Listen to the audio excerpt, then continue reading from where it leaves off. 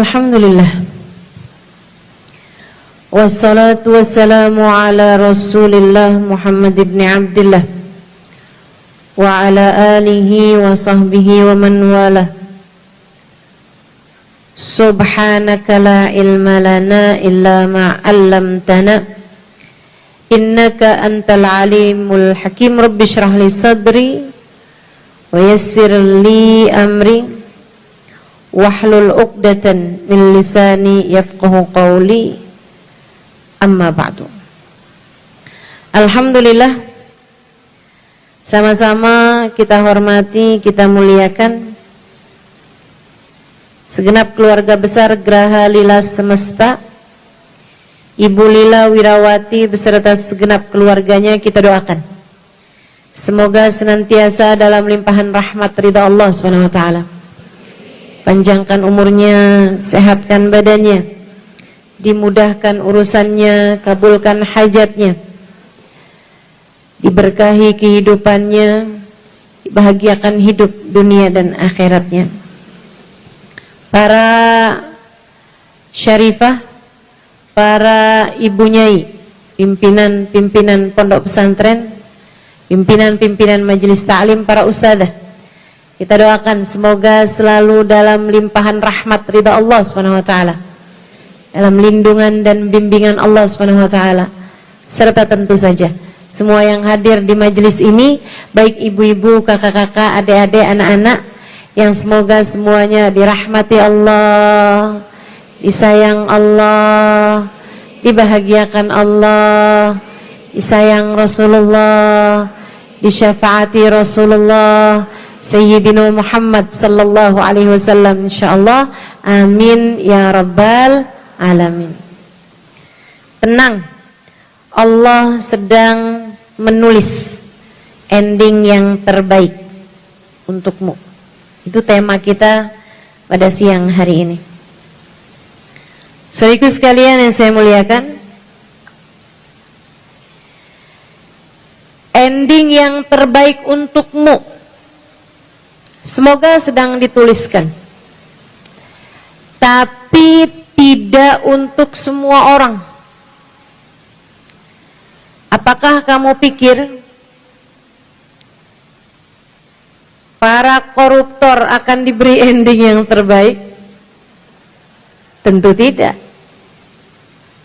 Apakah kamu berpikir anak yang durhaka sama orang tuanya akan diberi ending yang baik? Apakah kamu berpikir seorang umat yang durhaka kepada nabinya akan diberi ending yang baik? Apakah kamu berpikir seorang hamba yang selalu durhaka, berbuat dosa, tanpa pernah peduli kepada Allah Tuhannya, padahal dia menjalani kehidupan darinya, apakah kamu berpikir akan diberi ending yang terbaik? Tentu tidak. Karenanya, tenang, Allah sedang menuliskan ending yang terbaik untukmu, tidak untuk semua orang. Ucapan ini hanyalah ditujukan untuk seseorang yang menjalani kehidupan dengan cara yang terbaik. Seperti mana kamu menanam, itu pula lah yang akan kamu tuai. Seperti apa kamu menabur benih, itu pula lah yang akan kamu panen. Kalau yang kamu tanam adalah jagung, maka berharaplah panen jagung. Tentu Allah tidak akan kasih kamu panen pare misalnya. Yang ditanam jagung, yang tumbuh jagung. Kama tadin tudan. Sebagaimana kamu berbuat, seperti itu pula lah kamu akan dibalas. In ahsantum, kata Allah, ahsantum li anfusikum. Kalau kamu berbuat baik, sejatinya kamu sedang berbuat baik buat dirimu sendiri.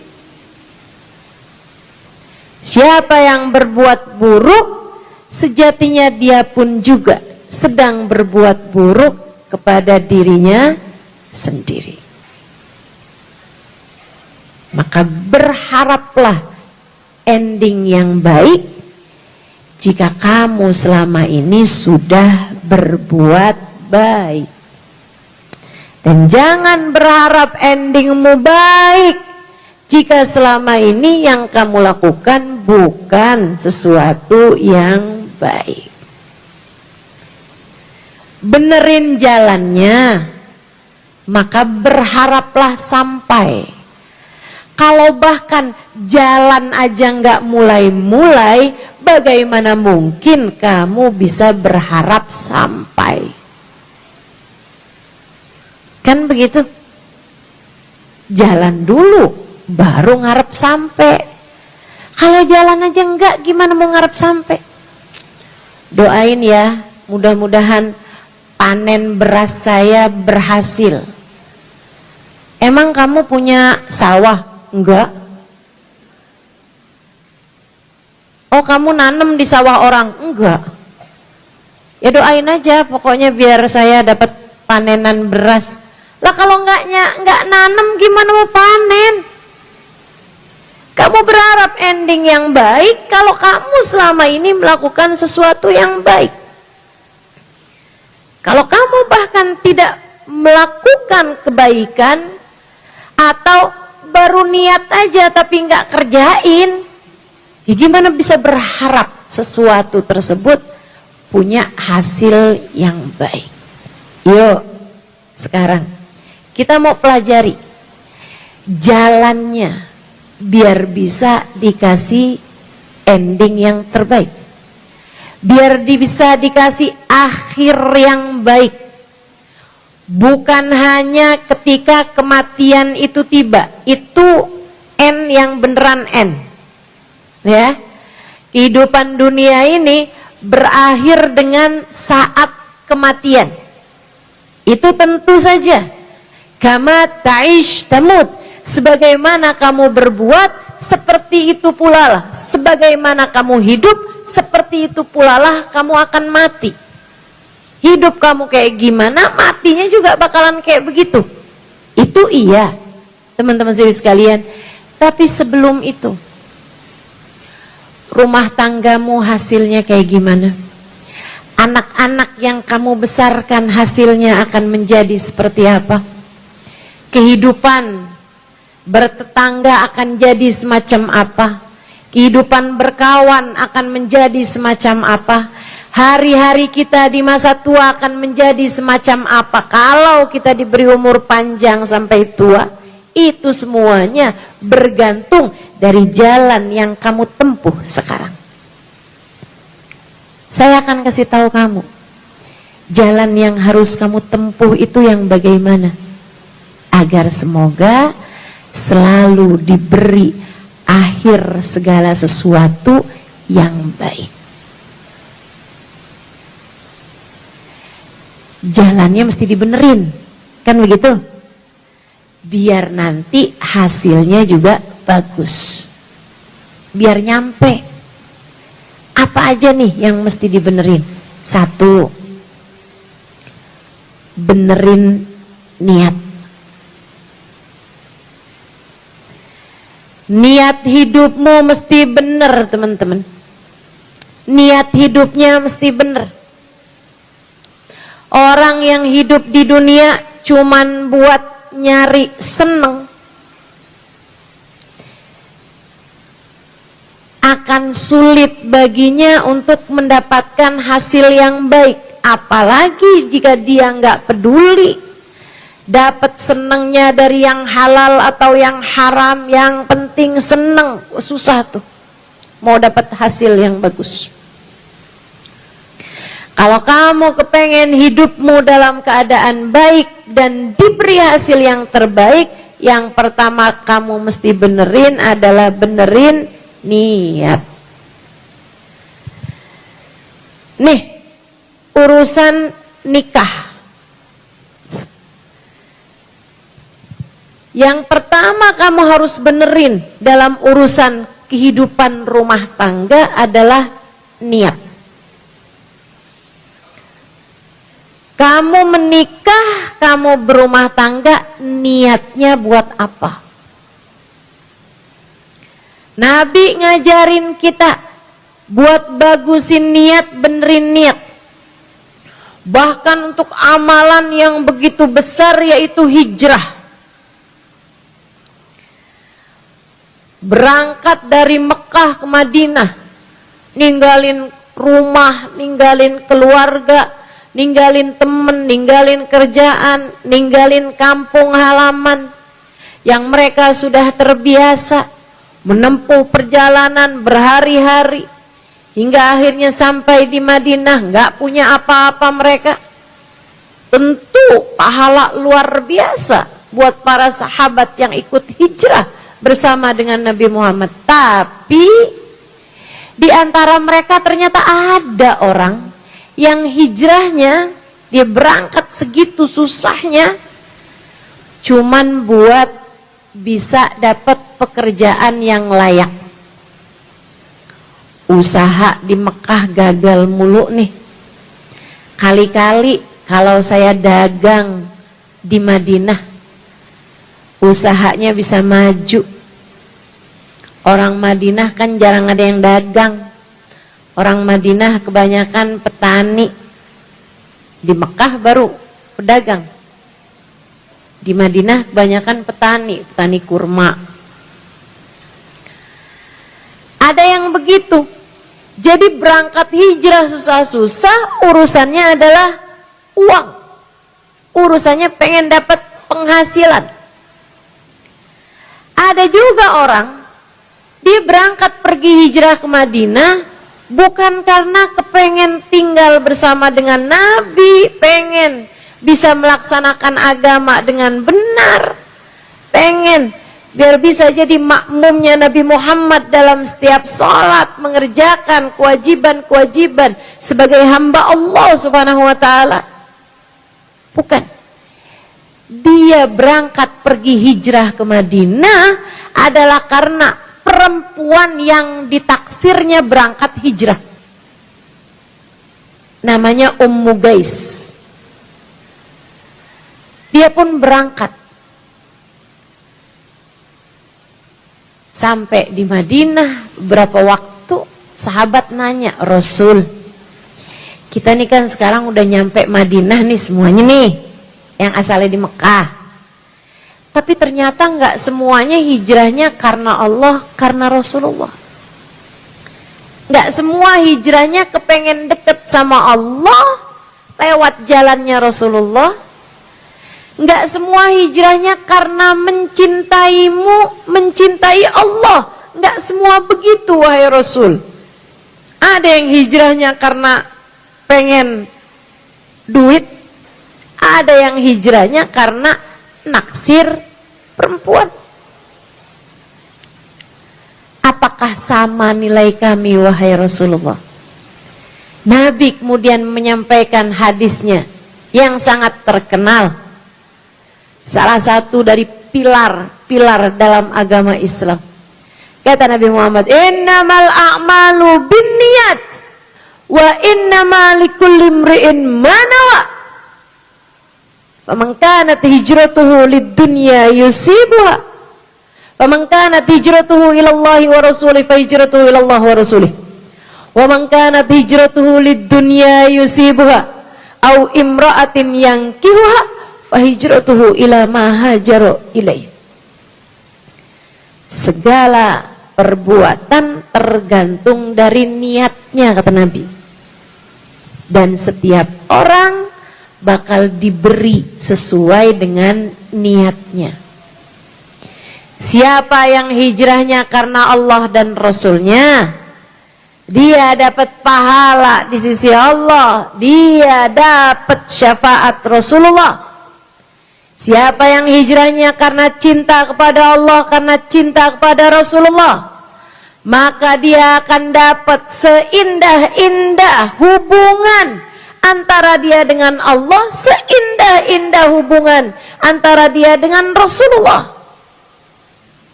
Tapi faman kanat hijratuhu lidunya yusibuha, siapa yang hijrahnya hanya karena kepengen dapat harta, au imra'atin yang kihuha, atau hijrahnya karena cinta kepada seorang manusia, fahijratuhu ila ma hajara ilaih, maka ia hanya mendapatkan pahala hijrah berupa apa yang dia niatkan tersebut. Dia hanya mendapatkan balasan hijrahnya hanya dari apa yang dia niati belaka.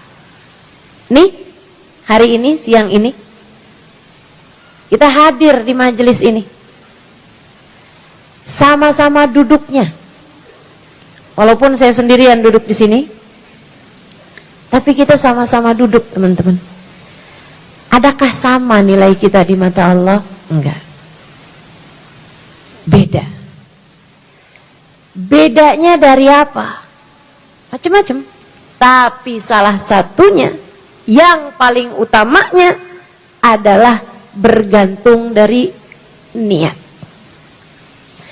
Kamu hadirnya buat apa? Coba tanya masing-masing di hatinya. Saya datang tadi nih pengen apa ya? Buat apa ya? Ada yang berangkat cukup jauh dari rumahnya, tujuannya pengen tahu mukanya Ustazah Halimah. Ini yang ketawa berasa kayaknya nih.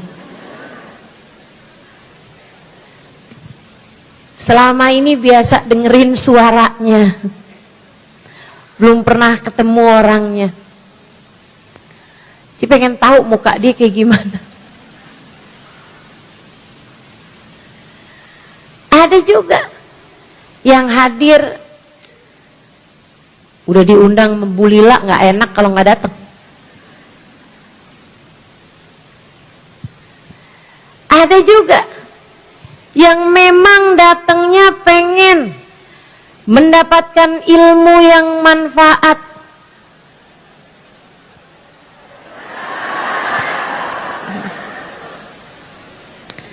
Saya nggak bisa ngelihat muka saya sendiri nih. Kalau saya noleh ke belakang, dia ikutan noleh ke belakang. Ada yang kepengennya biar dapat ilmu yang manfaat, pengen biar dikasih tahu caranya dekat ke Allah, caranya dekat ke Rasulullah, pengen duduk di majelis kenal sama Allah, kenal sama Rasulullah, doa di majelis biar mustajab. Saya kepengen bisa dikasih tahu caranya jadi hamba Allah, buat saya amalkan dalam kehidupan saya. Semua orang diberi sesuai dengan niatnya. Nilai kita nggak sama. Bahkan saya nih datang jauh-jauh dari Jakarta ke sana, ke sana, ke sana, ke sana. Saya berbicara pegang mic. Kalau tujuan saya hanya semata-mata dunia belaka, balasan Allah dari saya hanya semata dunia belaka. Pekerjaannya sama sekalipun, kalau niatnya beda, maka orang hanya akan diberi sesuai dengan niatnya. Yang paling menyesal di akhirat adalah orang-orang yang waktu di dunia mereka melakukan pekerjaan-pekerjaan akhirat, tapi niatnya hanya untuk dunia, sehingga di akhirat nanti dia tidak mendapatkan balasan apa-apa. Dia bilang, ya Allah, saya setiap pagi sholat duha, kenapa nggak ada pahalanya? Allah bilang, kamu sholat duha biar rezekinya lancar. Sudah saya lancarkan rezekimu di dunia. Kamu tidak berharap apa-apa dariku untuk akhiratmu. Kamu hanya minta balasan dunia, maka aku sudah memberikannya kepadamu di dunia. Ya Allah, saya setiap malam baca surat Ar-Rahman. Iya, kamu tiap malam baca surat Ar-Rahman, biar suami kamu gak kawin lagi. Dan sudah aku beri balasan itu waktu di dunia. Suamimu tergila-gila padamu, kamu disayang, dicinta sama suamimu. Sudah aku berikan padamu balasan di dunia. Sekarang datang ke akhirat, balasanmu gak ada. Karena kamu tidak melakukannya untuk akhiratmu, kamu hanya melakukannya untuk duniamu. Ini yang paling sedih di akhiratnya. Yang niat hidupnya bukan buat Allah SWT. Niat sedekahnya, niat berbuat baiknya hanya untuk dunia semata. Bu, Kak, Dek, kalau semua yang kamu lakukan di dunia hanya untuk mendapatkan dunia, lantas bekalan yang mana yang kamu akan bawa menuju akhiratmu? Kalau semua ibadah yang kamu lakukan di dunia hanya untuk mendapatkan dunia, menurut kamu bekal yang mana yang akan kamu bawa untuk menuju akhiratmu itu? Nikah. Buat apa? Biar ada yang menafkahi. Habisnya itu tiap hari dia baik sama suaminya hanya biar suami saya tidak mengkhianati cinta saya. Begitu caramu hidup. Kemudian dia hamil, punya anak. Dia jaga anaknya, dia lakukan anaknya dengan cara yang terbaik menurut versinya. Kalau ditanya, kenapa kamu berbuat baik sama anakmu? Biar ada yang ngurusin saya di masa tua. Anak saya adalah investasi bagi saya. Enggak gitu, Bu, caranya jalanin kehidupan. Kita umat Islam, kita yakin bahwa sesudah kehidupan di dunia akan ada kehidupan di akhirat menyertainya. Maka sambungkan duniamu dengan akhiratmu dengan cara berniatlah. Niatnya yang bagus, niatnya yang benar. Nyari ridha Allah, nyari kedekatan sama Allah, nyari ampunan Allah, nyari cintanya Allah, nyari syafaat Rasulullah, nyari kedekatan dengan Rasulullah, nyari biar dikenali sama Nabi Muhammad, nyari biar dicinta sama Nabi Muhammad. Saya berbuat, melakukan berbagai macam hal biar Nabi Muhammad kenal sama saya, biar Nabi Muhammad kenal sama saya. Ibu-ibu saudaraku sekalian yang saya muliakan, saya hampir setiap hari, saya Halimah Ali terus sampai setiap hari jalan ke sana kemari, ke sana kemari. Ibu-ibu saudaraku sekalian, saya ceritakan tentang Allah biar saya dikasihani sama Allah, biar saya dirahmati sama Allah. Saya kemana-mana saya ceritakan tentang Nabi Muhammad, biar saya dikenali sama Nabi Muhammad.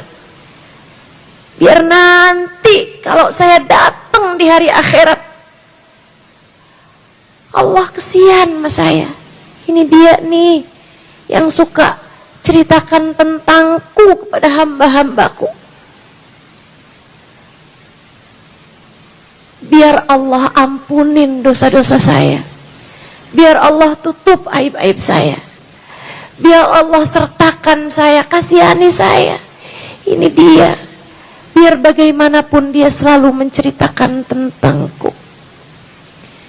Biar nanti kalau ada apa-apa di akhirat saya, Nabi Muhammad berkenan menyelamatkan saya, menolong saya dengan syafaatnya. Ini dia nih yang suka menceritakan tentang saya kepada umat saya. Itu yang saya harapkan. Sebab Bu, esok atau lusa 10-20 tahun, paling lama berapa sih? 30-40 tahun saya hidup di atas muka bumi ini. Andai lama kayak gimana pun paling sisa 30 tahun. Saya sekarang udah tua loh ini. Ibu-ibu sekalian, saya akan kembali ke sana.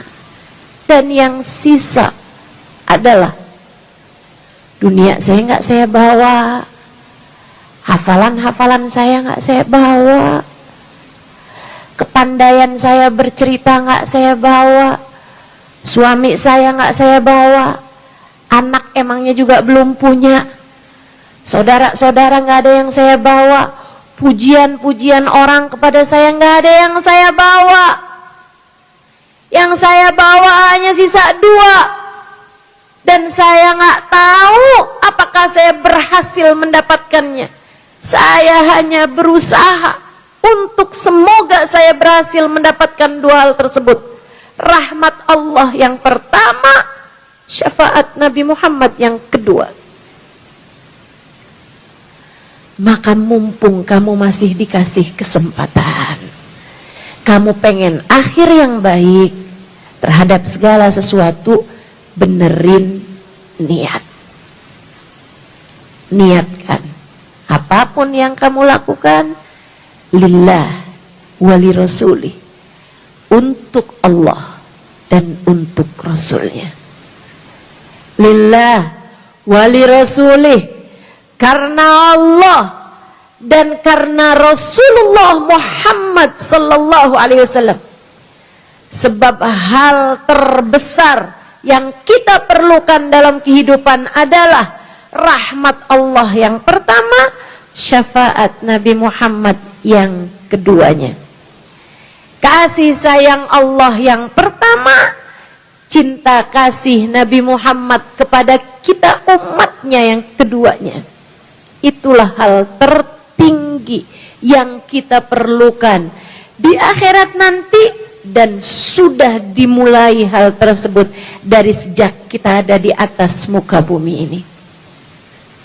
Orang-orang yang di atas muka bumi ini hidup dengan rahmatnya Allah dan dengan syafaatnya Rasulullah.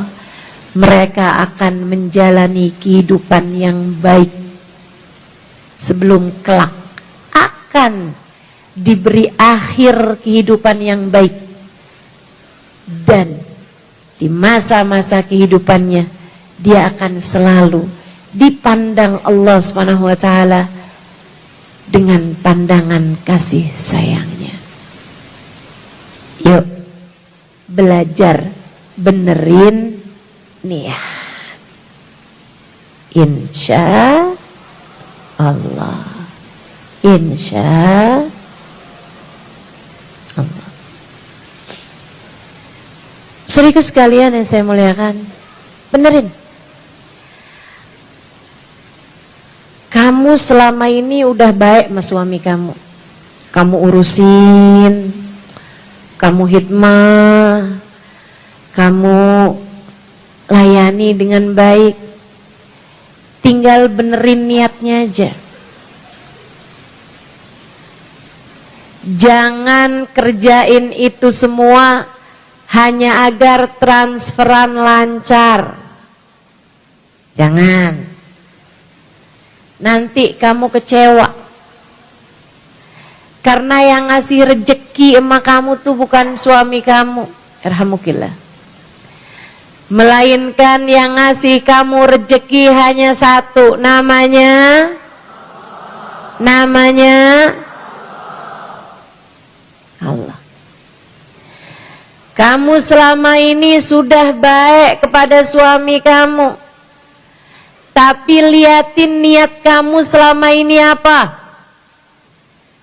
Jangan sampai kamu selama ini berbuat baik pada suamimu, niat kamu hanya agar suami kamu tidak berpaling hati darimu dan tidak buka cabang tempat lain. Jangan, nanti kamu kecewa. Ada berapa banyak perempuan yang berkata, kurang apa saya ustazah? Saya ini udah baik sama suami saya. Saya ini ustazah, udah dandan, udah cantik, udah saya masakin suami saya. Rumah saya bersihin, anak saya urusin, suami saya layanin. Saya sepenuh hati sama dia. Ternyata dia, jangankan sepenuh hati, separuh hati aja enggak ustazah. Cintanya berpaling, kesangkut kain janda belakang rumah.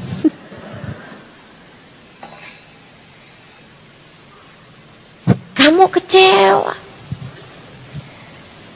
Kenapa pengorbanan saya sia-sia? Kata seorang istri nih, kenapa cinta saya dikhianati? Kata seorang istri,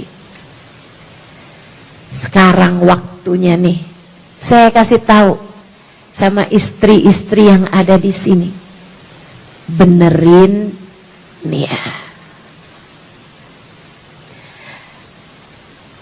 Waktunya membenahi niatmu. Kamu kerjakan kebaikan kepada suamimu, bukan berharap sesuatu datangnya dari suamimu, bukan. Kalaupun itu ada, anggaplah itu sebagai bonus saja. Tapi niat utamanya adalah lillahi wali rasulih. Saya mau nyari ridhonya Allah. Saya mau nyari cinta dan sayangnya Nabi Muhammad. Apakah menurutmu Allah ridho sama perempuan yang kerjaannya suka ngomel mulu sama suami? Apakah menurutmu Allah seneng sama seorang istri yang suka bilang sama suaminya, ada uang abang sayang, nggak ada uang silahkan tidur di luar? Tentu enggak. Apakah menurutmu Allah ridho sama seorang istri yang menyia-nyiakan suaminya? Enggak, tentu saja. Allah ridhonya sama seorang istri yang berkata baik, berperilaku baik, menghormati, menjunjung tinggi suaminya. Karenanya, kalau kemarin-kemarin kamu berbuat baik pada suamimu karena mengharap cinta suamimu, sekarang ubahlah niatmu, tetaplah berbuat baik pada suamimu dan niatkanlah agar aku dicintai oleh pemilik suamiku, Allah subhanahu wa ta'ala. Ketika kamu layani dia, ya Allah, sayangi saya ya Allah. Ketika kamu tersenyum pada suami kamu, padahal transferan macet, ya Allah, sayangi saya ya Allah.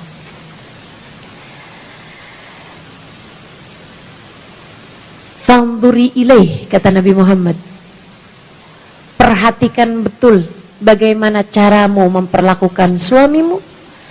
Fa innama huwa jannatuki wa naruki, sebab suamimu adalah jalan surga bagimu.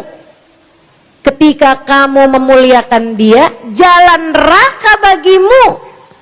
ketika kamu menyia-nyiakan dia. Nabi udah ngasih tahu, ibadah kamu tuh, ibadah kamu. Kamu jadi istri yang salehah adalah ibadah kamu. Maka kerjakan ibadah itu dengan baik, akan membawamu ke surga. Ayyuma imra'atin qalat li zawjiha ma ra'ait fika khairan qat tahwi biha fi nari jahannam sab'ina kharifa. Kalau ada seorang perempuan berkata kepada suaminya, "Duh, Mas, sepanjang hidup sama kamu sengsara mulu. Kamu gak pernah berbuat baik pada saya. Kamu selalu menyengsarakan hidup saya. Kapan sih kamu tuh gak bikin susah saya?" Kalau ada perempuan berkata semacam itu pada suaminya, Nabi Muhammad mengatakan dia dengan ucapannya terjerumus neraka jahanam 70 tahun lamanya. Maka urusan bagaimana kamu menghadapi suamimu adalah urusanmu dengan Allah. Adalah urusanmu dengan Allah. Bagusin niat. Kamu nyari dengan baktimu kepada suamimu, dengan kamu berbuat baik pada suamimu, kamu nyari syafaatnya Nabi Muhammad, nyari kasih sayangnya Nabi Muhammad kepadamu. Bu, Nabi di akhirat nanti akan ada umat di belakangnya. Simak baik-baik ucapan saya. Nanti di hari akhirat Nabi akan menggiring umatnya, Katanya Nabi Muhammad, Adam wa man dunahu tahta liwa'i yaumal qiyamah. Nabi Adam dan nabi-nabi yang sesudahnya hanya akan berada di belakang benderaku di hari akhirat. Yang Allah cerita, minan nabiyyina wasiddiqina wasyuhada'i wassalihin. Paling depan para nabi, Nabi Muhammad yang nomor satunya yang pegang benderanya. Di belakang Nabi Muhammad ada para nabi, di belakangnya para nabi ada para wali siddiqin yang serius hubungannya pada Allah Subhanahu wa taala. Di belakangnya para wali ada syuhada, para pejuang-pejuang di jalan Allah.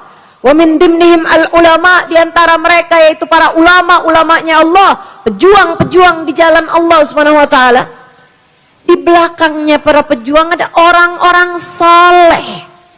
Ada orang-orang saleh, laki-laki dan perempuan. Saudariku sekalian yang saya muliakan, ini rombongannya Nabi Muhammad. Kalau kamu sewaktu hidup di dunia, kerjaan kamu tidak menjadi seorang istri yang solehah, khawatir di akhirat kamu gak masuk dalam rombongannya Nabi Muhammad. Khawatir di akhirat kamu terhalang, tertinggal untuk bisa ada dalam rombongan Nabi Muhammad.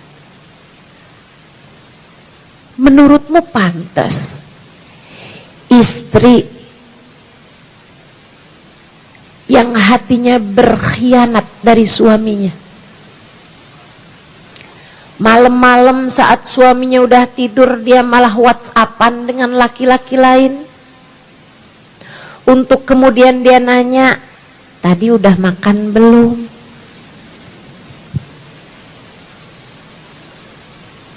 Makan pakai apa tadi? Kamu waktu makan malam tadi ingat saya gak? Allahu Akbar. Apakah menurutmu wanita yang semacam ini pantas ada di belakang Nabi Muhammad?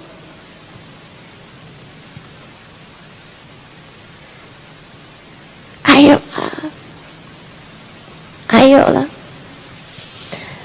Perempuan yang kalau ngomong sama suaminya kasar luar biasa, tapi kalau ngomong sama laki-laki yang lain lembutnya luar biasa. Kalau ketemu sama anaknya,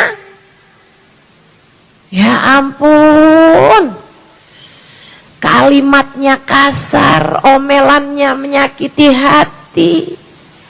Padahal suaminya dan anaknya adalah umat Nabi Muhammad. Nabi Muhammad sayang sama mereka. Apakah menurutmu wanita yang semacam ini pantas berada dalam rombongan Nabi Muhammad? Tentu tidak.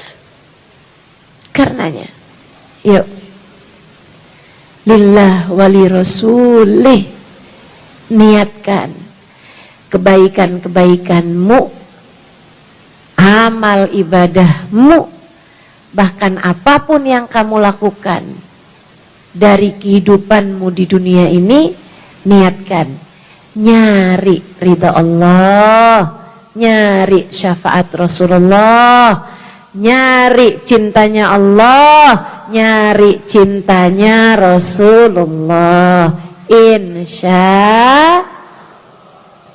Insya Allah. Saudaraku sekalian saya muliakan, satu, bagusin niat. Kalau pengen jalan hidup yang baik, biar dikasih ending yang baik, akhir yang baik. Yang keduanya, a'udzubillahi minasyaitonirrajim, wal 'aqibatu lil muttaqin. Kata Allah, ending yang baik, akhir yang menyenangkan, lil muttaqin, akan Allah persembahkan buat hamba-hamba yang bertakwa. Apa itu takwa? Tinggalin dosa, raih pahala. Apa itu takwa? Jauhi maksiat, kerjakan taat. Itu namanya takwa. Saya akan dapat ending yang terbaik. Saya yakin itu. Tapi kamu enggak sholat. Sholat nomor 2. Bagaimana kamu berharap Allah ngasih kepadamu yang kamu mau, jika apa yang Allah mau tidak kamu kerjakan? Kerjakan dulu yang Allah mau, biar kamu diberi yang kamu mau. Tinggalin dosa, Dek. Hari-hari kerjaannya pacaran mulu. Sambil dia bilang, aku adalah seorang putri, saya adalah princess, yang nanti saya akan bersanding dengan pangeran. Adik-adik, kalau kamu kerjaannya di dunia pacaran melulu, ngerjain yang haram, artinya kamu tidak sedang menempuh jalan menuju Allah. Kamu malah justru mencari jalan, menempuh jalan menjauhi Allah, mengikuti jalannya setan. Dek, setan gak bakal bawa kamu ke surga. Setan tempat kembalinya adalah di ma khala rajul wa imra'ah illa wa syaitan tsalituhuma. Tidaklah berdua-duaan laki-laki dengan perempuan, melainkan yang ketiganya adalah Ustazah, saya emang pacaran, tapi saya pacarannya syar'i. Gimana maksud kamu pacaran syar'i? Ya Ustazah, ntar pacar saya ngingetin, Umi jangan terlambat bangun subuh ya.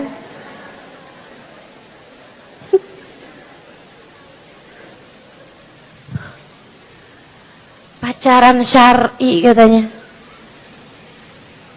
Itu kayak ada orang bilang, ini memang, mohon maaf, ini memang babi ya, tapi ini halal. Kok bisa halal? Babinya disunat. Jadi halal gitu. Nggak ada ceritanya teman-teman. Kalau udah laki-laki sama perempuan tidak dalam bingkai pernikahan, maka hukumnya adalah haram. Haram mana yang bisa bawa kamu ke surga? Haram mana yang bisa bawa kamu kepada ridha Allah Subhanahu wa taala? Pacaran hanya akan mendekatkanmu kepada zina, Dek. Dan Allah Subhanahu wa taala mengatakan, innahu kana fahishatan wa sa'a sabila. Zina itu adalah hal yang menjijikkan. Maka meski orang sedunia mengatakan bahwa itu adalah sesuatu yang indah, jangan percaya sesudah Allah mengatakan kepada kita dalam ayat Qur'annya, innahu kana fahisyah, sesungguhnya zina itu adalah hal yang sangat menjijikkan. Wa sa'a sabila, seburuk-buruk jalan, seburuk-buruk pilihan, jangan dipilih, tinggalin. Saya sih kalau bilang nih sama adik-adik nih ya, Dek, kalau kamu sekarang punya pacar, putus aja. Putus aja. Serius saya bilang. Daripada kamu putus dari Nabi Muhammad. Lebih baik kamu putus dengan yang haram. Sudah cukupkah syukurmu? Saudaraku sekalian saya muliakan, kita sebagai seorang hamba diminta Allah Subhanahu wa taala untuk menjadi hamba yang bersyukur. Karenanya dalam hidup kita ini kita perlu besar rasa syukurnya. Kenapa? Karena 4 hal. Yang pertama, kamu harus bersyukur agar hidupmu bahagia. Lawannya syukur itu ngeluh. Dan orang yang hidupnya banyak ngeluhnya bakalan banyak susahnya. Orang kalau banyak susahnya, banyak menderita hidupnya. Asal tahu aja, saya dulu pikir semakin menderita hidup kita di dunia, semakin bahagia hidup kita di akhirat. Dulu saya kirain begitu.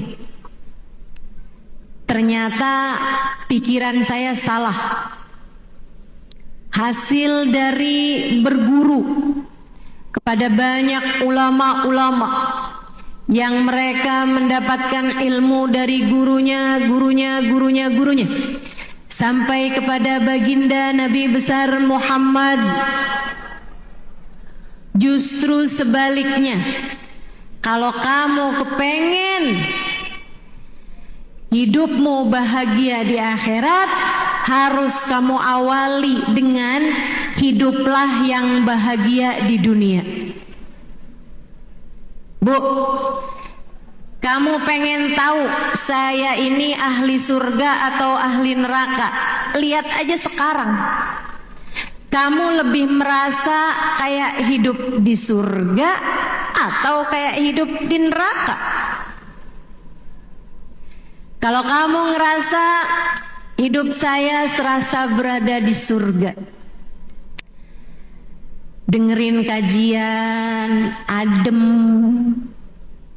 dengerin sholawat, ucap salam kepada baginda Nabi, senang hati. Kalau kamu merasa begitu dalam hidupmu, kamu ngerasa pulang ke rumah ketemu suami seneng, alhamdulillah punya suami. Ketemu anak-anak seneng, alhamdulillah ada anak. Ketemu saudara, sahabat seneng. Ketemu orang-orang di sekelilingmu, kamu bahagia. Lagi makan seneng, mau tidur seneng, mau mandi seneng. Kamu merasa bahwa hidupmu seolah-olah sudah berada di surga.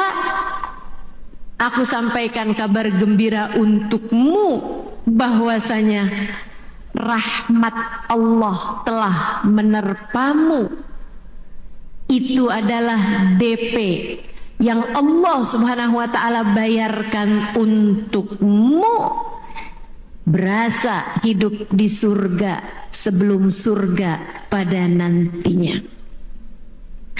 Tapi kalau kamu ngerasa hidup kamu nih udah kayak di neraka, ya ampun, siang-siang begini desek-desekan ngapain dah? Ini kok orang pada betah banget sih? Kapan sih ini selesainya? Saya diajakin temen aja nih, kalau enggak sih udah ogah datang kemari. Gelisah sepanjang majelis, rasanya pengen cepet-cepet keluar, gerah. Pulang ke rumah ngelihat suami pengen marah, ngelihat anak marah-marah, ngelihat saudara, ya ampun, kenapa dia tidak pernah menganggap saya sebagai saudaranya? Ngelihat tetangga, jahat banget sih dia.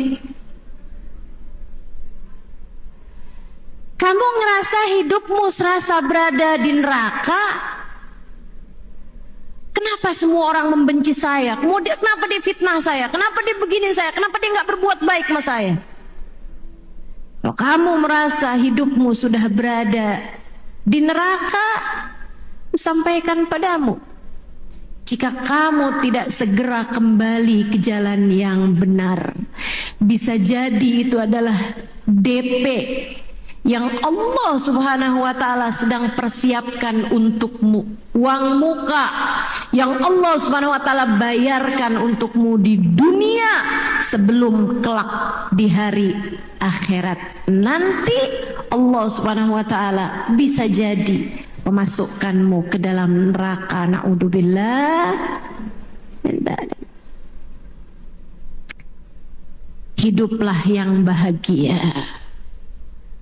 Allah ketika menyebutkan hamba-hamba tercinta di sisinya, menyebutkan tentang baginda kita Nabi besar Muhammad, menyebutkan tentang para sahabat-sahabat Nabi Muhammad, para wali-walinya Allah, para nabi-nabinya Allah, manusia-manusia paling berkualitas hidupnya di sisi Allah Subhanahu wa taala. Allah menyampaikan tentang mereka, a'udzu billahi minasyaitonir rajim, man yuti'illaha war rasul fa ulaika ma'alladzina an'amallahu alaihim minan nabiyyina was-siddiqina wasyuhada'i wassalihin wa hasuna ulaika rafiqa dzalikal fadlu minallah wa kafa billahi alima.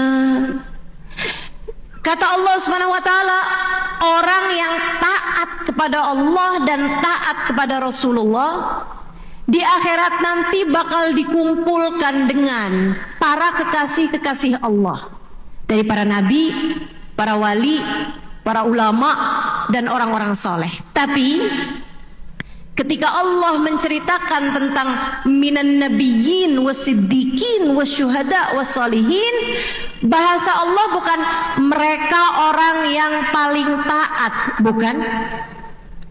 Bukan juga mereka orang yang paling berilmu, bukan. Tapi bahasa Allah, ma'alladzina an'amallahu alaihim, orang yang dikasih hidupnya yang paling nikmat, orang yang hidupnya paling bahagia, orang yang dikasih kenikmatannya paling banyak.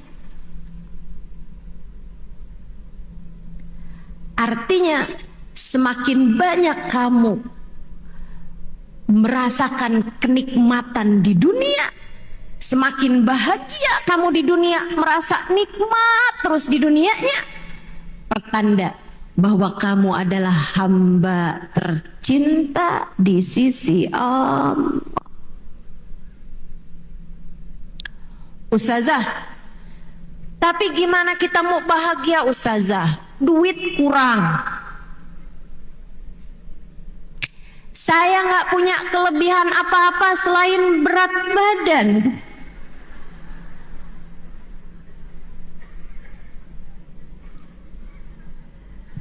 Masya Allah. Gimana kita bisa berasa kenikmatan Ustazah kalau kita ngerasa hidup kita nih penuh dengan ujian, cobaan, nggak selesai-selesai, banyak hal menguras air mata.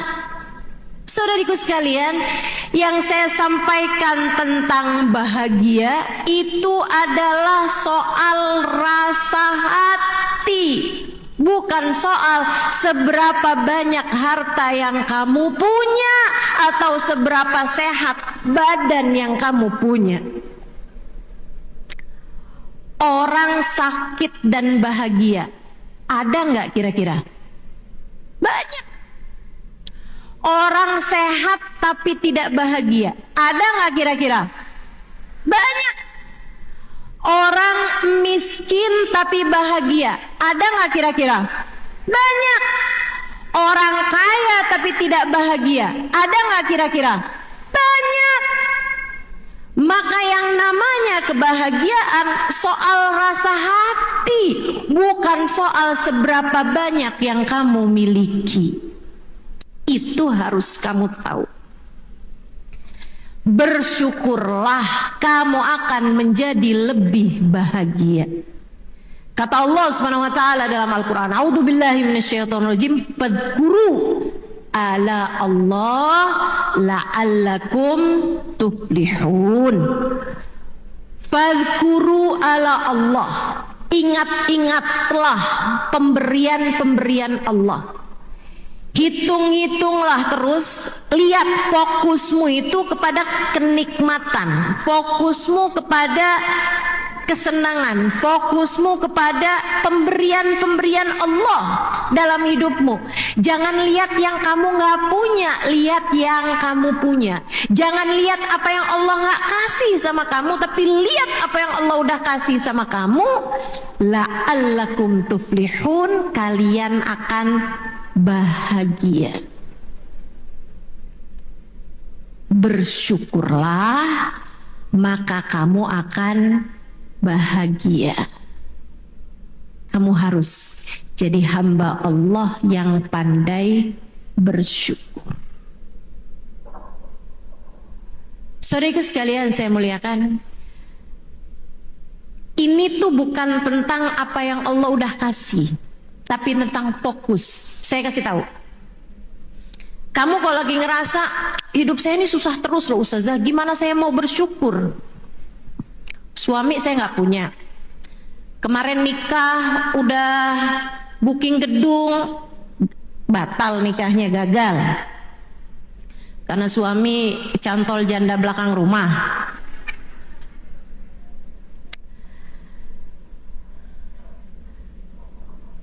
Hidup susah Ustazah, gimana saya bisa jadi hamba yang bersyukur?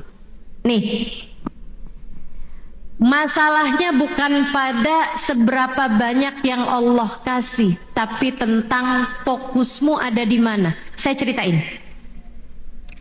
ada orang lagi ngebangun sebuah rumah, menata batu bata.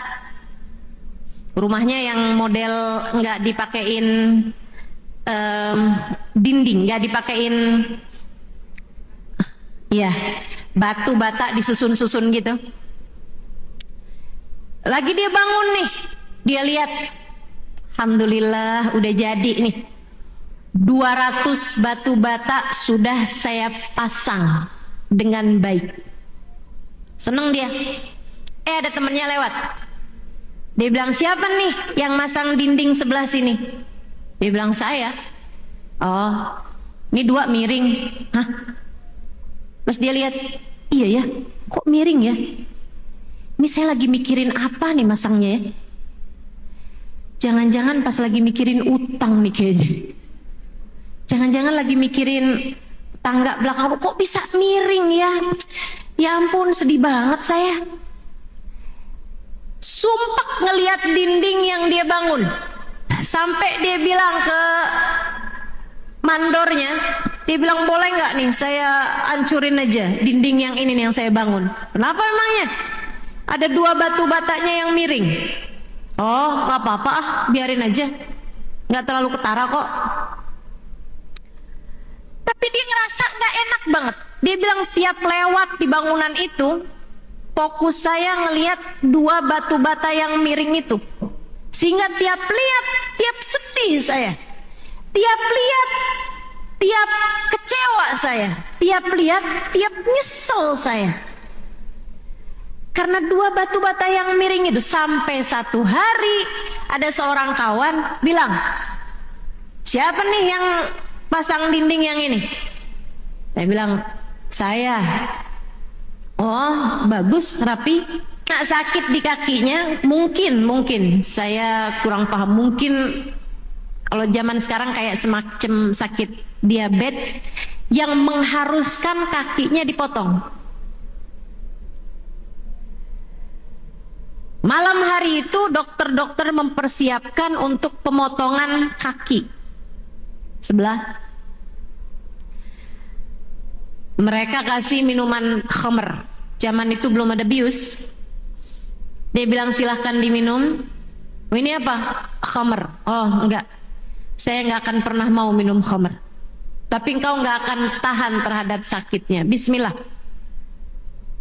Enggak apa-apa, operasi aja, potong aja kaki saya tanpa bius.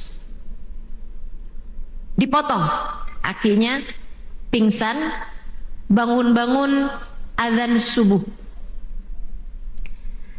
Dia cerita, itu adalah satu-satunya malam yang saya kehilangan tahajud saya, dan saya menyesalinya. Ketika bangun subuh, beliau sholat subuh. Habis selesai sholat subuh, beliau dikabarin bahwasanya anak laki-lakinya meninggal dunia. Dia punya anak laki-laki 2. Salah satu diantaranya meninggal dunia. Dia angkat tangannya. Dia bilang, ya Allah, telah Engkau berikan kepadaku 2 batang kaki. Telah Kau ambil 1 di sisimu ya Allah. Masih Engkau sisakan yang 1 lagi. Terima kasih ya Allah, tidak Engkau ambil 2-duanya, meskipun Engkau dapat melakukannya. Ya Allah, telah Engkau hadiahkan kepadaku 2 orang anak. Telah Kau ambil hari ini salah satu di antara keduanya, masih Engkau sisakan yang 1 lagi. Terima kasih ya Allah, Engkau tidak mengambil kedua-duanya, meskipun Engkau mampu melakukannya. Terima kasih ya Allah atas apapun yang Kau ambil. Terima kasih ya Allah atas apapun yang Engkau sisakan. Hamba tercinta di sisi Allah, hidup mereka bahagia karena mereka selalu mampu mensyukuri setiap keadaan yang Allah Subhanahu wa Ta'ala berikan dalam kehidupan mereka. Karenanya, atas nama cinta, kusampaikan padamu, belajarlah mensyukuri nikmat yang Allah SWT berikan dalam hidupmu. Belajarlah mensyukuri hidupmu. Belajarlah bersyukur atas apa yang datang dalam kehidupanmu. Dengan cara itu, kamu akan menjadi hamba Allah yang bahagia. Insya Allah. Fokusnya jangan sama yang nggak enaknya. Fokusnya sama yang enak-enaknya aja. Karena sesuatu tuh kalau mau dicari nggak enaknya, nggak enak. Ketemu aja pasti. Kalau mau dicari yang enaknya, ketemu aja pasti. Bahkan kepada matahari yang bersinar, kalau orang mau cari nggak enaknya, ya ampun, silau. Bahkan kepada bulan yang indah di waktu purnama, yang indah di waktu malam, orang melihatnya dan berkata, cahayanya nggak cukup buat menerangi malam. Kalau mau dicari yang nggak enak, bulan bintang aja punya kekurangan, bulan matahari aja punya kekurangan. Itu masalahnya. Masalahnya bukan kekurangannya matahari, masalahnya bukan kekurangannya rembulan, masalahnya yang kurang adalah kemampuanmu untuk mensyukuri nikmat yang datang dalam kehidupan. Panas banget ya, gerah. Hujan terus nih, jemuran gak kering. Anginnya kenceng banget, ya ampun. Rusak semuanya nih. Angin sepoi-sepoi banget, gak berasa. Semuanya salah bagimu. Bukan masalah apa yang terjadi. Masalahnya ada pada caramu fokus. Suami saya nggak cakep. Ada yang suaminya cakep. Iya sih cakep, tapi nggak kaya. Ada yang cakep dan kaya, tapi nggak setia. Ada yang cakep, kaya, dan setia, tapi dia nggak taat, ibadahnya nggak soleh.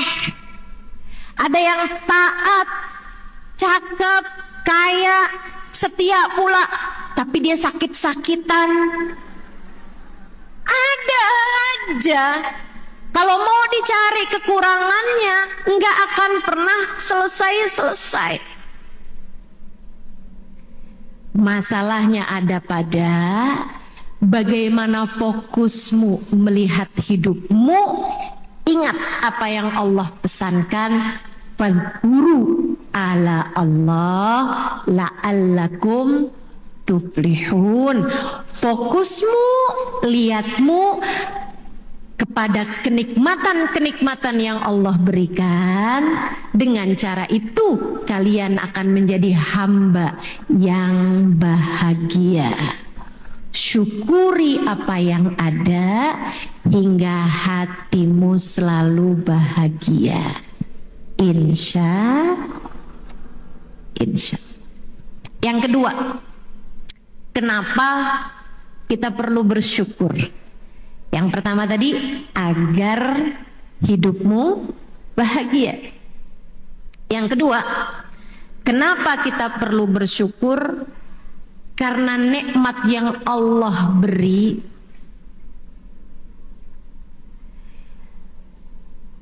itu, walaupun kamu syukuri kayak gimana pun, enggak akan pernah cukup. Enggak akan pernah cukup. Kamu harus bersyukur. Kenapa gitu? Karena nikmatnya kebanyakan. Karena karunia yang Allah berikan kepadamu terlampau banyak. Bukankah yang dikasih banyak mestinya berterima kasih? Betul? Betul? Kita kan kalau dikasih banyak, dikasih, mestinya kan terima kasih. Saudaraku sekalian, yang Allah berikan kepadamu luar biasa banyaknya. Min a'lan ni'mah ni'matul Islam. Ni'matul Islam a'la ni'mah halat bisahah. Katanya Imamul Haddad, nikmatnya Islam adalah kenikmatan tertinggi yang Allah Subhanahu wa taala berikan kepada hambanya di atas muka bumi ini. Bu, Kak, dengerin saya. Ustazah dari tadi juga dengerin. Ini sih biar nggak ngelamun maksud saya. Ada miliaran manusia hidup di atas muka bumi ini. Mereka makan kayak kamu makan. Mereka bernafas kayak kamu bernafas. Mereka punya hidung, terkadang malah lebih mancung dari dirimu. Mereka punya wajah. Ada di antara mereka yang lebih cakep darimu, ada juga yang lebih cakepnya nggak kelihatan. Mereka dikasih harta. Banyak di antara mereka yang dikasih harta lebih banyak darimu. Mereka tidur, mereka jalan, mereka mikir, mereka bekerja, mereka nikah, mereka punya suami, mereka punya anak, sama seperti dirimu. Tapi Allah membiarkan mereka makan tanpa Allah tahu siapa yang memberikan makan kepada mereka selama ini. Allah kasih mereka tidur, tapi Allah nggak kasih kenal siapa yang menidurkan mereka dan siapa yang membangunkan mereka. Allah kasih mereka rezeki, tapi Allah nggak kenalkan kepada mereka siapa yang memberi kepada mereka rezeki.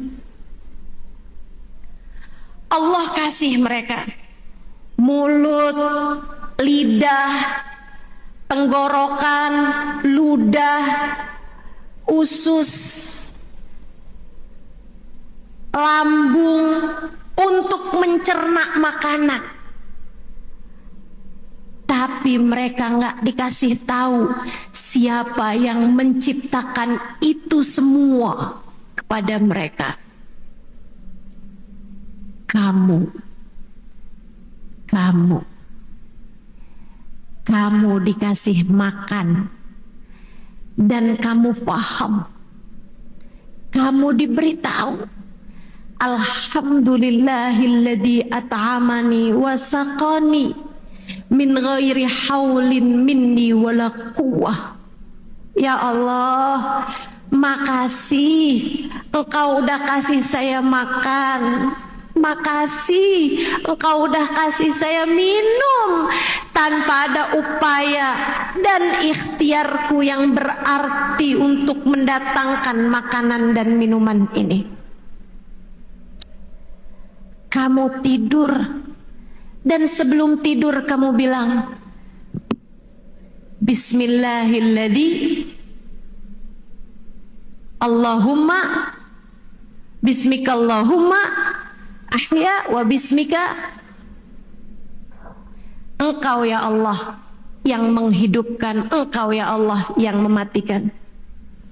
Atau kalau ikut doanya Nabi Muhammad, Bismika Rabbi wada'tu jambi wa bismika arfa'u.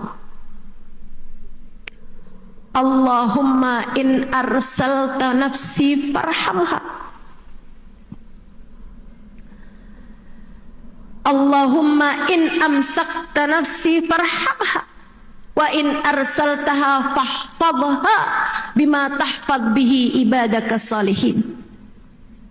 Ya Allah, denganmu, dengan rahmatmu, dengan kasih sayangmu, aku dapat meletakkan badanku di atas pembaringan ini.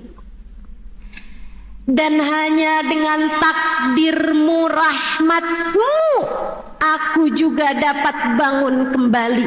Jika engkau tidak izinkan, aku gak bisa bangun, ya Allah. Ya Allah, jika engkau marhaban bil qaili adlan, marhaban bisolati ahlan, marhaban. Adzan? Kita jawab adzan dulu. Saya lanjutkan kembali insyaallah.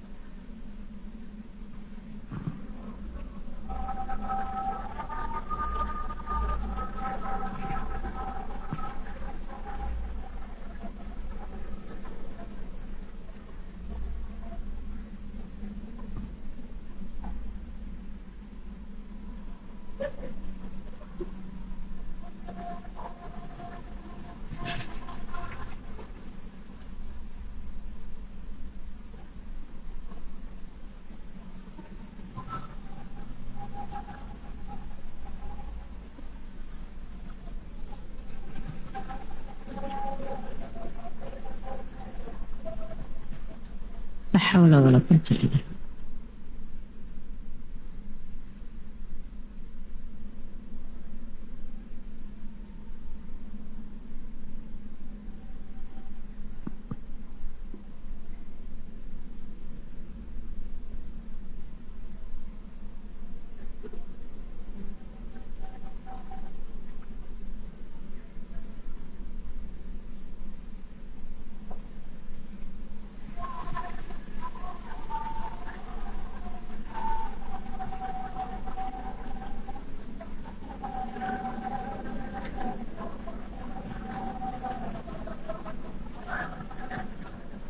La haula wala quwwata illa billahil aliyyil azim.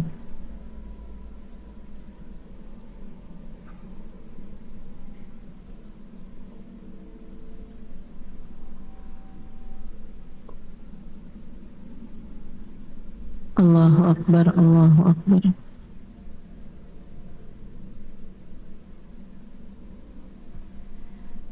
La ilaha illallah, alhamdulillahi rabbil alamin. Allahumma salli ala sayyidina Muhammad wa ala ali sayyidina Muhammad.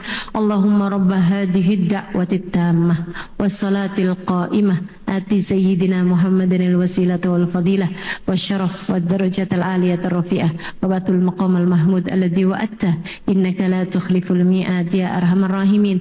Rabbi ighfirli wa li walidayya, Rabbi ighfirli wa li walidayya, Rabbi ighfirli wa li walidayya, Rabbi ighfirli wa li walidayya, Rabbi ighfirli wa li walidayya warhamhuma kama rabbayani saghira. Wa sallallahu ala sayyidina Muhammadin wa alihi wasallam walhamdulillahi rabbil alamin. Bismika rabbi wada'tu jambi wa bismika arfa'u. Allahumma in amsakta nafsi farhamha. Ya Allah, jika engkau nahan roh saya nggak dibalikin lagi, artinya saya mati, ya Allah sayangi saya. Wa in arsaltaha, kalau engkau balikin lagi ruh saya kembali ke badan saya bisa hidup lagi ya Allah, bangun lagi besok pagi. Fahfadha bima tahfadh bihi ibadaka salihin. Ya Allah, jaga saya seperti engkau telah menjaga hamba-hambamu yang saleh. Tuh, tidur kita paham, yang bikin tidur kita Allah, yang bangunkan kita di waktu pagi juga Allah.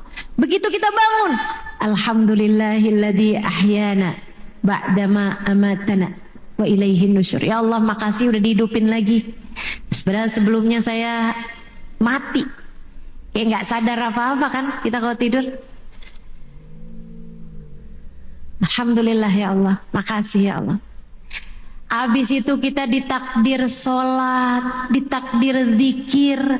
Hari ini kita ditakdir kumpul di sini, ketemu orang-orang solehah, ketemu ahli zikir, ketemu ahli sabar, ketemu ahli syukur, ketemu ulama-ulama, ketemu orang yang hafal Quran, ketemu orang-orang yang layak dicinta Allah Subhanahu wa taala, ketemu Syarifah, ketemu Hubabah, ketemu Bunyai, ketemu Ustazah, ketemu orang-orang yang hidupnya bermanfaat. Saudariku sekalian yang saya muliakan, kemudian pada hari ini Allah takdirkan dirimu untuk berdiri ucap salam kepada baginda Nabi. Allah takdirkan dirimu untuk berdoa meminta hajat-hajatmu kepada Allah Subhanahu wa taala. Dalam tiap seruanmu memanggil nama Allah, di sana terdapat jawaban labbaik ya abdi, labbaik wahai hambaku. Saudariku sekalian saya muliakan, pernah nggak sebel sama orang sampai nggak kepengen lihat mukanya?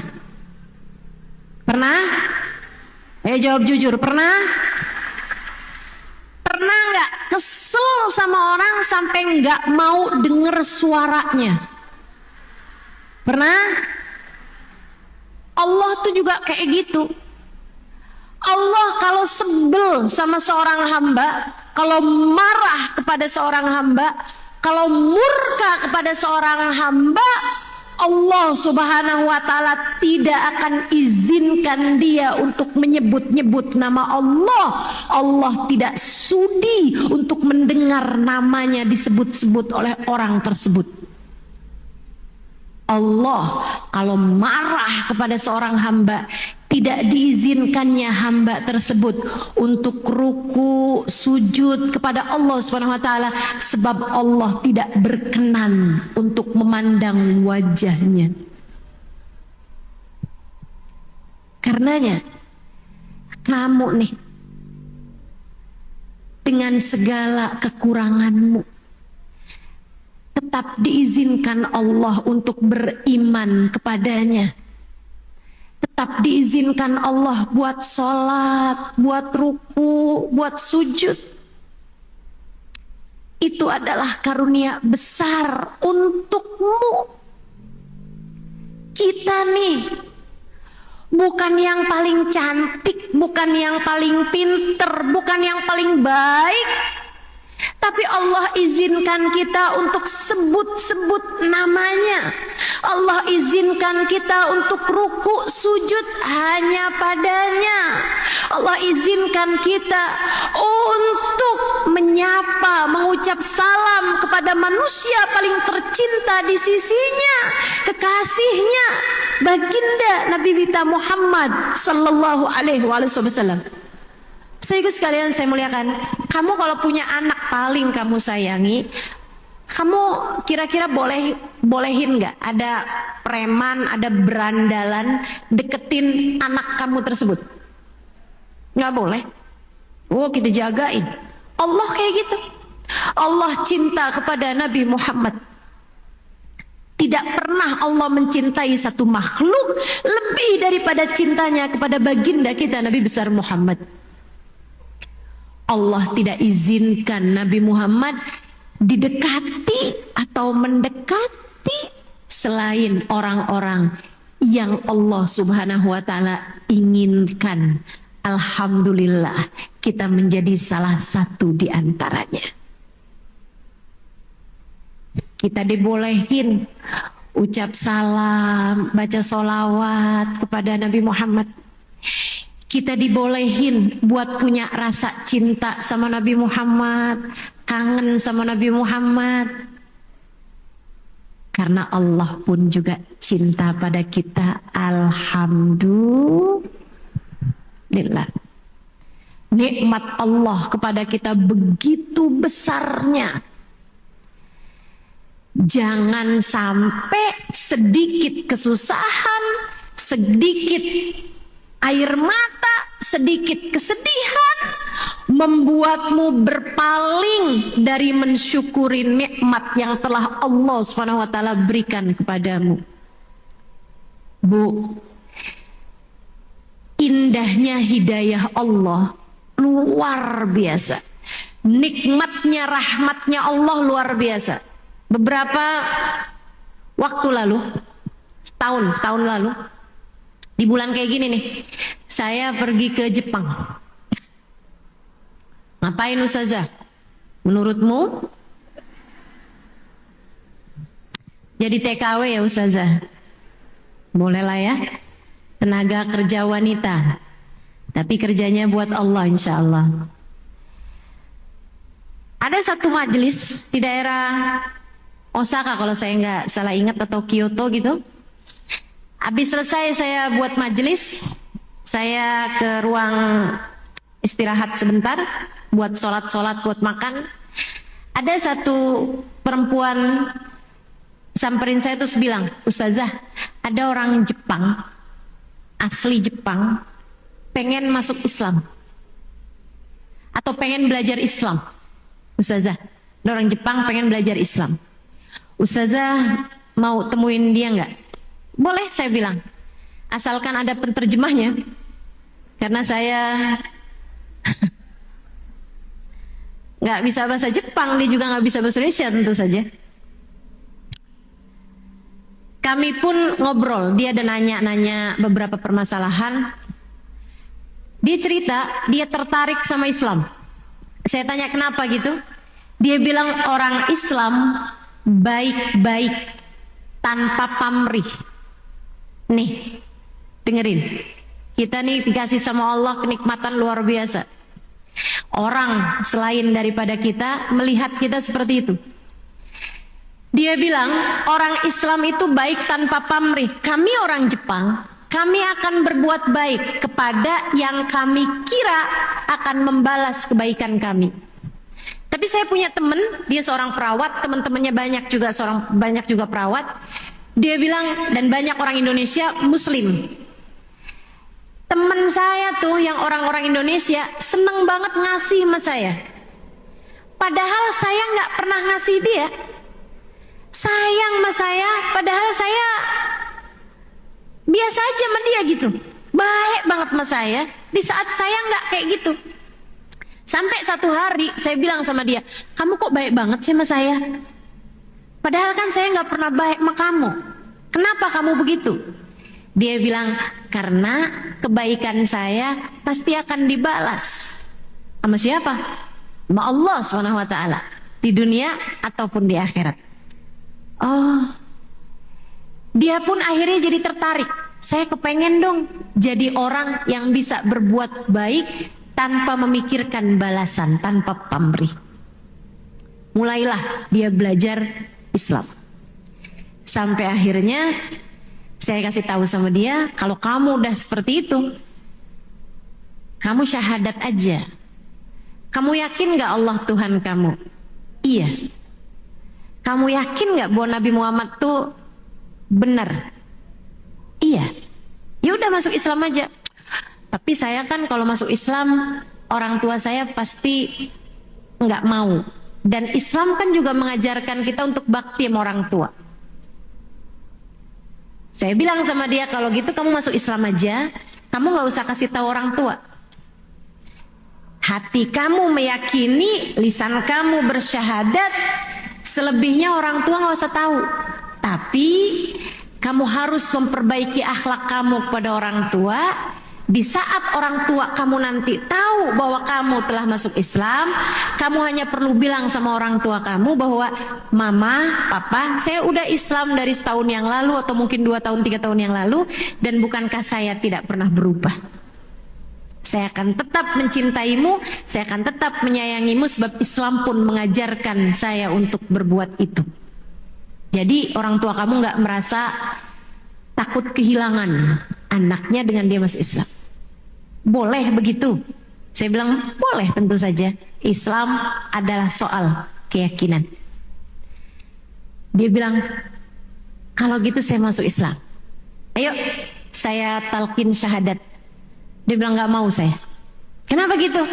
Karena saya udah janji sama teman-teman saya, kalau satu hari nanti saya syahadat, saya mau di depan mereka, teman-teman saya yang Islam itu, dan mereka sekarang nggak lagi barengan sama saya. Saya bilang sama dia, nggak apa-apa kamu syahadat sekarang, nanti di hadapan kamu, teman-teman kamu juga syahadat kembali. Boleh begitu? Saya bilang boleh, tentu saja.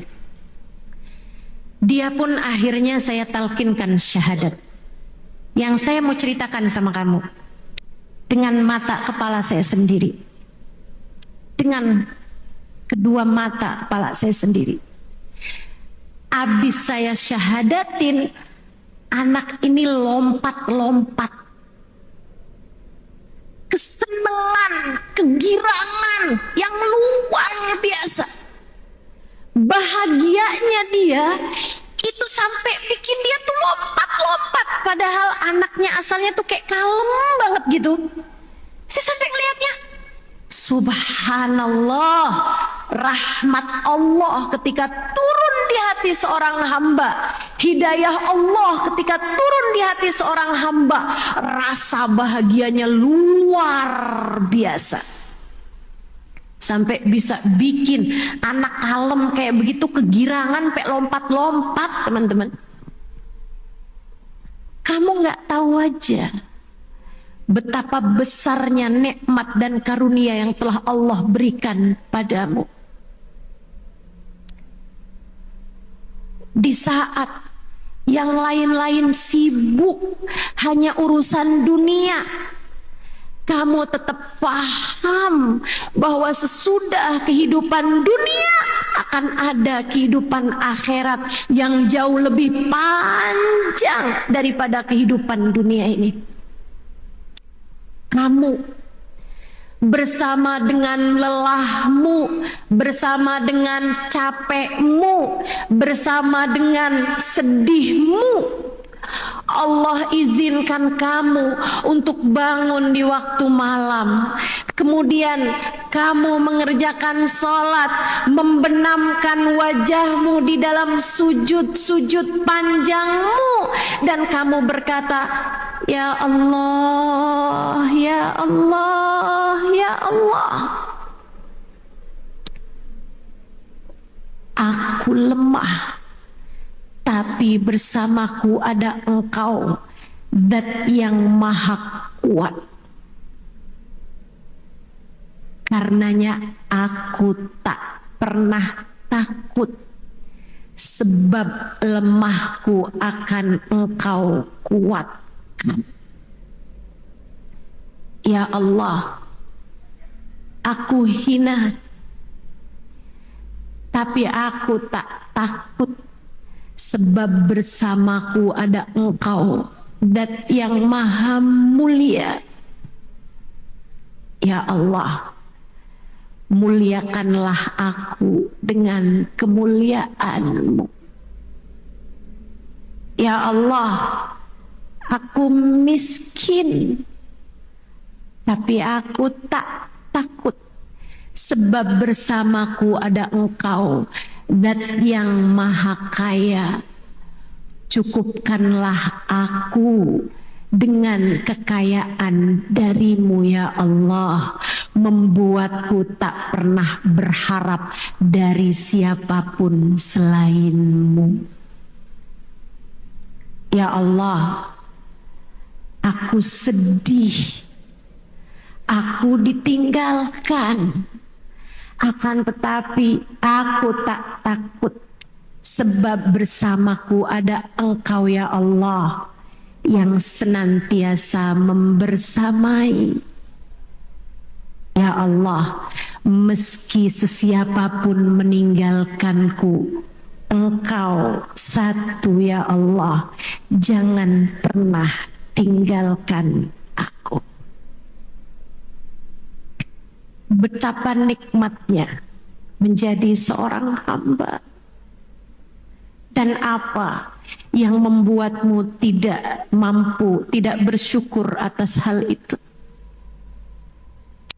Betapa nikmatnya menjadi hamba. Kamu kalau ngeluh mulu, berkeluh kesah mulu, nggak malu apa? Allah sudah memilihmu untuk menjadi hambanya. Jadilah hamba yang bersyukur. Kenikmatan yang Allah Subhanahu wa taala berikan kepadamu tidak layak untuk kamu tinggalkan syukurmu atas hal tersebut.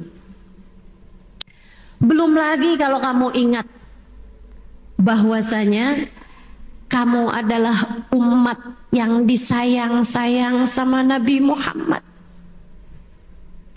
Teman-teman, saya setiap kali sedih, saya ingat saya hambanya Allah, saya punya Allah, nasib saya ada dalam genggaman Allah. Terus saya ingat-ingat, saya punya Nabi Muhammad yang menyayangi saya, yang bahkan di masa hidupnya telah mendoakan saya, sebab saya adalah bagian dari umatnya. Hati saya rasanya jadi lebih lega, hati saya jadi lapang, saya jadi gede hati, saya jadi gede rasa, saya jadi GR. Alhamdulillah, alhamdulillah, alhamdulillah. Enggak apa-apa ya Allah. Saat lagi dikasih sakit, enggak apa-apa ya Allah. Saat lagi dikasih sulit, enggak apa-apa ya Allah. Saat lagi merasa ditinggalkan, enggak apa-apa ya Allah. Saat menikah lama enggak ada anak, enggak apa-apa ya Allah. Apapun yang kau berikan adalah yang terbaik. Terima kasih karena engkau ada untukku. Terima kasih karena engkau telah mengaruniakan untukku manusia paling agung yang begitu sayang dan memiliki syafaat, bagindaku Nabi besar Muhammad sallallahu alaihi wasallam. Enggak pantas kita tuh enggak syukur, enggak pantas. Nikmatnya besar banget, enggak pantas enggak syukur. Syukur dari apa? Enggak syukur dari apa? Duit kurang ustazah? Enggak. Yang kurang itu syukurmu teman-teman. Coba diinget-inget. Pernah enggak ada sehari aja kamu nggak bisa makan karena emang nggak ada rezekinya, nggak punya duitnya, nggak ada makanannya sama sekali? Pernah? Nggak pernah. Pernah nggak kamu kepengen banget keluar, masalahnya kamu nggak punya baju, beneran nggak punya baju ya? Bukan kayak ibu-ibu yang mau kondangan, aduh nggak punya baju nih, bukan. Gak punya baju gitu. Pernah? Nggak pernah. Nih semua yang ada di sini nih, saya tahu sandang, pangan, papannya dicukupkan sama Allah Subhanahu wa taala.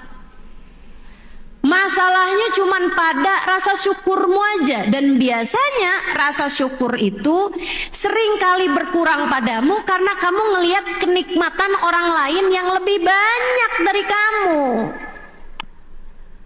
Dulu gak ngerasa rumah kamu kecil, tapi ketika satu hari kamu pergi ke rumah orang yang rumahnya gedongan, berasa begitu pulang ke rumah, ya ampun sempit banget rumah saya.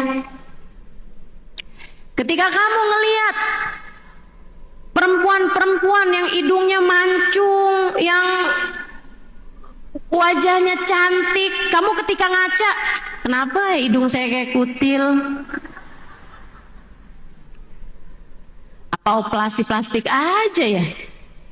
Itu karena kamu membandingkan kenikmatan yang yang Allah berikan kepada orang lain, akhirnya jadi berkurang syukurmu, bukan karena sedikitnya nikmat yang Allah bagi padamu. Bu, Kak, Dek, ingat ucapan saya ini, hidup tidak pernah ideal buat siapapun. Nggak ada orang yang kehidupan dunianya sempurna, nggak ada, nggak ada. Semuanya pasti ditambah di sini, dikurang di sini, ditambah di sini, dikurang di sini, pasti kayak gitu. Emang dunia kok bukan tempatnya seneng. Tempatnya seneng itu nanti di surga. Tempatnya seneng itu nanti di akhirat. Kalau bicara dunia pasti aja banyak kurang-kurangnya. Tapi bukankah kekurangan itu menjadi hal yang sedikit ketika kamu tahu bahwa Sang Pemberi kenikmatan bersama denganmu? Maka yang sedikit dari Allah adalah banyak. Maka yang terasa sakit dari Allah adalah nikmat. Sebab Allah Subhanahu wa ta'ala adalah Sang Pencipta kita, Tuhan kita. Maka kamu harus jadi hamba yang bersyukur. Kenapa? Satu, agar hidup kamu bahagia. Kedua, biar pantas jadi hamba, sebab Allah telah memberikan kepadamu nikmat yang luar biasa. Kata Allah, wa in ta'uddu ni'matallahi la tuhsuha. Kalau kamu hitung-hitung nikmatnya Allah, nggak akan pernah kamu mampu menghitungnya. Yang ketiga, kenapa kita harus jadi hamba yang bersyukur? Sebab kalau kamu syukuri, Allah tambahi. Nih, poin, dengerin. Kenapa ya orang kaya makin kaya, orang miskin makin miskin, orang pinter makin pinter, orang soleh makin soleh? Kamu tahu kenapa? Sebab mereka mensyukuri hal tersebut. Sebab mereka menghargai hal tersebut. Makanya yang kaya tambah kaya, mereka menghargai kekayaannya, maka Allah pun tambahi. Kenapa orang pinter tambah pinter? Karena mereka menghargai ilmunya, sehingga Allah Subhanahu wa ta'ala tambahi. Kenapa orang soleh tambah soleh? Karena mereka mensyukuri setiap hidayah, setiap kebaikan yang Allah Subhanahu wa ta'ala berikan, sehingga keadaan mereka tambah soleh, tambah soleh, tambah soleh. Kenapa orang miskin tambah miskin? Karena mereka menghargai kemiskinannya dengan cara berkeluh kesah aja terus-terusan. Hidup kok susah banget ya. Maka akhirnya Allah tambahin kemiskinannya, Allah tambahin kemiskinannya, sebab dia menganggap kemiskinannya tersebut adalah sesuatu hal yang begitu besar, sehingga dia ungkit-ungkit terus. Allah pun kemudian menambahkan kemiskinan, tambah kemiskinan, tambah kemiskinan. Begitu. Karenanya, kalau kamu kepengen, ustazah, saya nih udah umur segini kepengen tahajud kok nggak bangun-bangun ya ustazah. Udah hidupin alarmnya sampai per 10 menit. Per 10 menit itu pula lah saya matiin alarm. Saya kadang kebangun ustazah di waktu malam kebelet pipis. Tapi saya kamar mandi pipis doang. Habis itu balik tarik selimut lagi, sih tidur lagi ustazah. Kenapa ya ustazah? Nah, saya kasih tahu. Kalau kamu kepengen bisa bangun di waktu malam, gini. Sebelum tidur doa, baca Bismillahirrahmanirrahim 21 kali. Baca akhir surat Kahfi, ayat terakhir, ayat paling terakhir dari surat Kahfi. Sekali aja nggak apa-apa. Habis itu kemudian kamu bilang sama Allah, ya Allah, bangunin saya ya Allah di jam yang kamu inginkan itu. Kemudian tidur sambil bertaubat pada Allah, Allah ampuni dosa saya dan lain sebagainya. Usahakan tidur dalam keadaan ingat pada Allah Subhanahu wa ta'ala. Pasang alarm, insya Allah Allah bangunin. Nanti kamu kalau bangun, paksakan buat tahajud.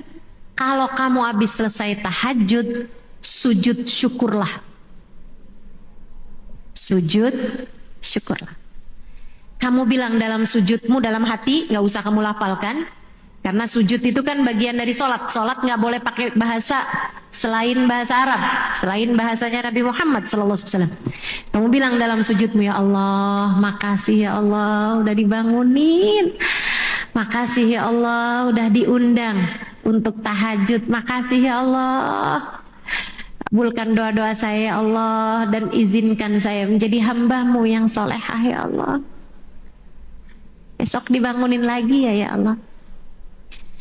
Besoknya lagi lakukan hal yang sama, sujud lagi, sujud syukur lagi. Besoknya lagi, seminggu aja. Habisnya itu liatin, kamu akan terbiasa dibangunkan sama Allah di waktu tahajud. Kenapa? La in syakartum la azidannakum. Kalau kamu syukuri, niscaya akan Allah tambahi. Saya kalau lagi baca Quran terus saya ngerti gitu maknanya, saya senang banget, ya Allah makasih, ya Allah makasih. Saya ngerti artinya, ya Allah makasih, ya Allah makasih. Saya syukuri. Alhamdulillah, alhamdulillah, alhamdulillah. Alhamdulillah. Allah tambahin, Allah tambahin, Allah tambahin. Terus begitu. Teman-teman saya sekalian, demikian pula orang yang dapat harta dia syukurin, Allah akan tambahin. Allah yang Allah kasih orang suaranya bagus terus dia hargain, makasih Allah suara saya cakep, makasih Allah, dia bakal ditambahin. Ada orang ngaca, cakep banget saya, makasih ya Allah, makasih ya Allah, tambah cakep, tambah cakep. Makanya kamu nggak lihat apa orang zaman sekarang pada cakep-cakep? Mereka menghargai kenikmatan tersebut hingga Allah pun tambah-tambahkan nikmat tersebut. Tinggal kamu pilih aja nikmat mana yang mau kamu syukuri, yang kiranya bawa kesenangan di akhirat nanti. Kalau kamu syukuri nikmatnya harta, senangnya cuma di dunia, tapi di akhirat nanti belum tentu. Bisa jadi hisab panjang akan kamu jalani. Kalau kamu syukuri nikmatnya kecantikan, kamu mungkin mendapatkan kesenangan di dunia, tapi di akhirat belum tentu kalau tidak kamu gunakan sesuai dengan apa yang Allah Subhanahu wa taala inginkan. Maka teman-teman sekalian, apapun saja dari kenikmatan yang kamu berharap Allah menambahkannya untukmu, syukurilah. La in syakartum la azidannakum wala in kafartum inna adzabi lasyadid. Terakhir, kenapa kita harus bersyukur? Satu, biar hati bahagia. Kedua, tadi karena nikmatnya Allah terlampau besar buat kita, nggak pantas kalau kita nggak syukuri. Kemudian yang ketiganya tadi, kita harus bersyukur biar Allah tambahkan lagi kenikmatannya kepada kita. Dan yang terakhir, kita harus menjadi hamba Allah yang bersyukur agar Allah cinta kepada kita. Sebab Allah cinta kepada hamba-hambanya yang pandai bersyukur. Allah cinta pada hamba-hambanya yang pandai bersyukur. Manusia paling pandai bersyukur namanya Sayyiduna Muhammad. Syukur terus. Halakum min ghada, kata Nabi, apakah kita punya makanan hari ini? Nabi pakai nanya sama istrinya, karena Nabi nggak selalu punya makanan. Nabi nggak bilang suguhin sarapan yuk, saya lapar, nggak gitu. Tapi Nabi Muhammad bilang, kita punya makanan nggak hari ini? Karena nggak selalu punya.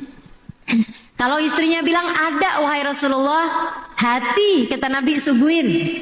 Kalau misalnya istrinya bilang enggak Rasul, kita lagi nggak punya apa-apa selain air putih, Nabi Muhammad akan bilang idzan nahnu shaimin, kalau gitu saya berpuasa hari ini. Makanya puasa sunnah nggak wajib niat dari malam, cukup dengan sebelum duhur niat itu masih sah, asalkan belum nasi uduk 1 piring, kopi 1 gelas gitu ya. Sehingga sekalian, satu hari Nabi disuguhin roti kering, roti kasar, biasanya dicocol pakai lauk. Kalau orang kaya biasanya lauknya daging, kuah marak. Kalau orang sedengan biasanya pakai susu gitu. Kalau orang di bawah biasanya pakai sayuran, dimasak kuah gitu ya, sayuran. Nabi Muhammad kemudian nanya, halakum min idam, punya lauknya nggak nih buat nyocol si roti yang keras itu? Istrinya bilang, nggak punya apa-apa kita Rasul kecuali cuka. Kebayang roti cocol cuka. Kata Nabi Muhammad, hati, kemarikanlah. Suguhin tuh. Istrinya aja nggak pernah tahu rasanya roti pakai cuka. Nabi potek roti, cocol cuka, makan. Sambil senyum, tek lagi, cocol cuka, makan sambil senyum. Istrinya kemudian nanya, gimana rasanya Rasul? Nabi Muhammad menjawab, ni'mal idamul khal. Saya baru tahu ternyata lauk paling enak adalah cuka. Kita semua tahu, tentu bukanlah cuka merupakan lauk paling enak, teman-teman. Bukan. Kita tahu Nabi Muhammad ngomong kayak gitu bukan berarti emang beneran lauk paling enak cuka. Bukan. Tapi Nabi Muhammad mengatakannya sebagai bentuk kesyukuran beliau kepada Allah Subhanahu wa taala, rasa terima kasih beliau atas anugerah nikmat yang telah diberikan Allah Subhanahu wa taala kepada beliau itu. Kita makan macem-macem. Kadang-kadang nih makanannya kita cela habis-habisan, habis juga satu piring. Betapa tidak beradabnya kita kepada Allah Subhanahu wa taala. Bu, Kak, Dek, syukuri biar Allah cinta sama kita. Biar Allah sayang sama kita. Enggak usah yang lain-lain. Kita lihat diri kita sendiri. Kamu misalnya punya anak nih 4 atau 2 deh. Gak usah banyak-banyak, 2 aja. Mau punya anak 2. Satu hari kamu pulang dari majelis, ada bawa risol misalnya. Pulang dari majelis nih ada kuenya. Kamu pikir, wah nih anak saya suka nih. Mungkin anak saya mungkin suka. Ya udah dah, nggak usah saya makan, saya kasihin anak saya. Kamu bawa pulang. Kemudian kamu kasih risol 1 kepada anak yang 1, risol 1 lagi kepada anak yang 1 lagi. Yang 1 bilang, apaan mah? Mama nih pulang dari majelis, aku dibawainnya risol doang. Wah mama nih, gak enak, gak suka saya.